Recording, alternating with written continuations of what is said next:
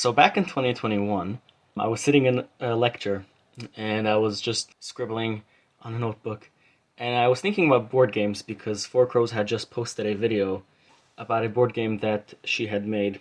And I was thinking about game theory in terms of like how to design board games, the kind of designs that I like to see in games. And I came up with a couple of designs for a couple of games. And yeah, so I decided that these games are played in universe, not just that I can play it just for fun for myself, but also in universe in my fantasy world, my constructed culture.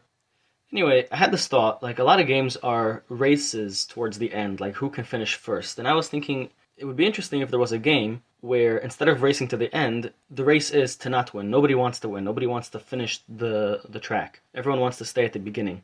I thought that would be an interesting concept. And so then I thought, like, what would that look like? And then I had the idea that, like, maybe finishing is dying. And so what if it's like the story of a life, like going through the ages of life?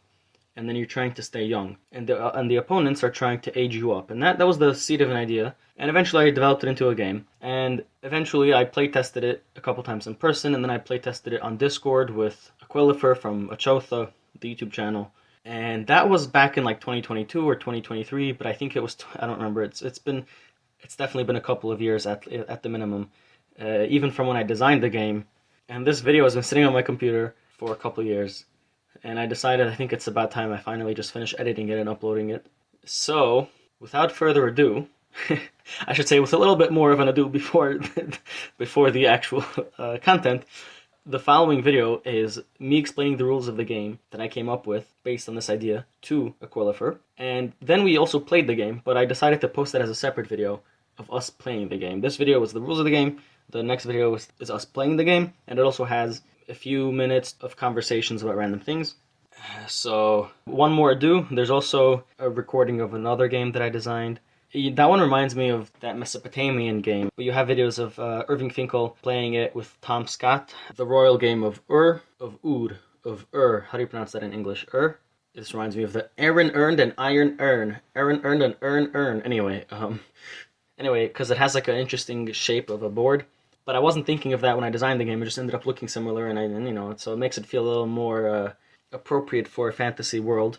So now, without further ado, here is the clip where I explain the rules of the game to Aquilifer. Yeah, I'm assuming this is like in your world, right? Yeah, I was thinking that why not? My world people can also play this, you know. Anyway, the rules shouldn't be too complicated. There's only 6 pieces, so to say, over here. I have them over here because I'm gonna keep forgetting what they are, probably. Okay. Is it like supposed to be someone's life? It's exactly what it is. So this is this game, I call this game Vitalis. It's the life strife. So the way it works is, there are 2 pieces, right? There's the black and the white one. I mean, I set up this game so that it's like a 2-player game, but really you can play it 3-player, 4-player, you can play it with however many players you want. And the way you would do that is you just like, imagine this is the board. So you would just you would just pile up a bunch of these on top of each other, you know, and people can play on different rows. Right. So over here I just made it 1 row and I split the row into 2 instead of having 2 rows on top of each other. Okay. So these are just numbers I put here just for fun. It's just numbering 1 to 8 so this one is left to right and this one is right to left because the board is like split halfways and it goes in opposite directions. Okay. That makes sense. Okay, so the way it works is, these pieces I'll call like a man, okay? This black one and this white one is like a man. And the way it works is, every turn your piece automatically moves forward 1 piece. So the black one moves on this one and the white one would move on this one. Right? Automatically 1 piece forward. And then every square is like, or in this case, every triangle is like going further in your life. So you start off as like a baby, then you become like a toddler, and then like a child. And eventually you become an old person and then you die. And the idea is that you want to stay on the board as long as possible and you want the other person to die before you. Okay. Yeah? Alright. So, how do you do that? Well, to help that along, you have these pieces that are like hats that you can put on top of yourself or on top of your opponent. So if you are, let's say, here, the next turn you're automatically going to move over here. But if you put on a Uther hat on top of yourself, then you move backwards one, right? Okay. And if you put on a ager on top of your opponent, let's say the black one is your opponent, they don't just age one because every turn you automatically age one, but you actually age two because it pushes you forward one. Okay. Yeah. So every turn it's automatically one agement, so to say, and then if you put a hat, it can change that. And then this is a stabler, which just counteracts the going forward, the automatic agement, but it doesn't youth you like the youther, right? A youther would bring you back one. This one just makes you stay put. Yep. Okay, and then this one is a null youther, which is just like a hat you can put on top of your enemy. If let's say I'm the black one and you're the white one, and I put on a youther on myself, you can put this on top of me, and that would null all the youters that I have on myself. And so Right. I would just age forward like normal. And then the same thing goes with the null ager. I can put it on top of myself. So if you put an ager on top of me, I can put a null ager on top of myself. And the same thing goes with this top hat. That just means that when I put it on myself or on you, nothing can be put on top of it for the duration of the turn that the top hat is on the person. So let's say this is my enemy, my opponent. I can put like a bunch of agers, let's say, and then put a top hat so they can't put a null ager on top. Okay.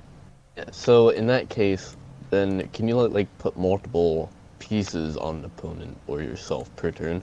Yeah, you can put... Okay, so yes. So the way it works is, imagine you can't see these pieces. These are like in a bag that you have to pick out at random to fill up your slot of 4 pieces every turn. The order of the turn is you first fill up your 4 slots, then the players put hats on their people, and then the players put hats on the opponent. You can put any number from 0 to 4, however many you have. You can put on yourself or on your opponent, and then the pieces move on their own based on the rules of the game, and then all the hats come off, except for the top hat, which take effect the next turn. So, because the order of the turn is that you put pieces on yourself, hats on your own person, before putting it on the other person, right? So a top hat would be useless to put on another person if it goes away right after that turn, because then they didn't even have a chance to counteract anything you put on top of it. Does that make sense? Yes. So that's why if you put a top hat on another person, it takes effect the next turn. But if you put a top hat on yourself, then it blocks your opponent from putting something on top of you that turn. I think that makes sense. Okay. So you can only have up to 4. So let's say I have these... Well, that's not 4. Let's say I have these 4, right? Okay.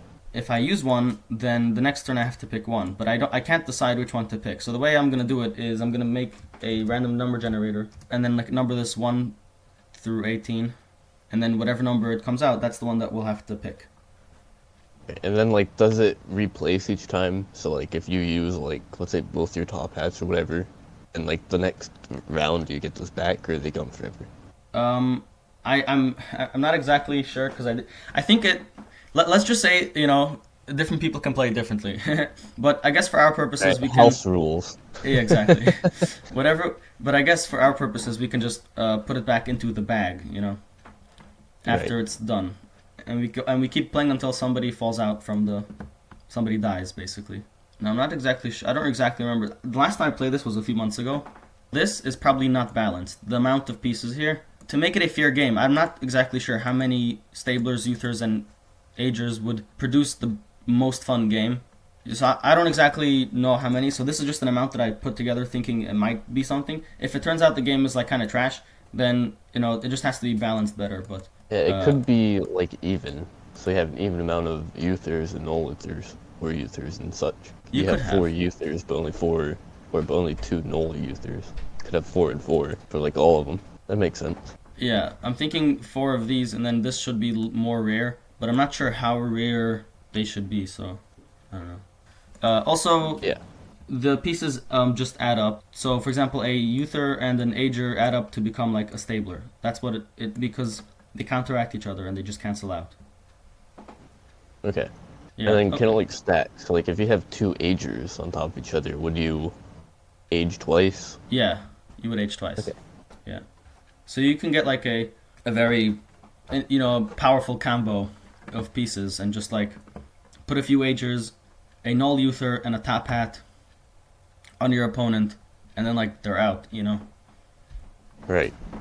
In a real game, it would be like Scrabble, where you would hide what pieces you have so that the other person can't see, what kind of combos you're trying to get to making.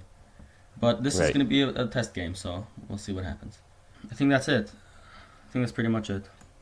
I can't think of anything else to say. So you want to get started? Sure.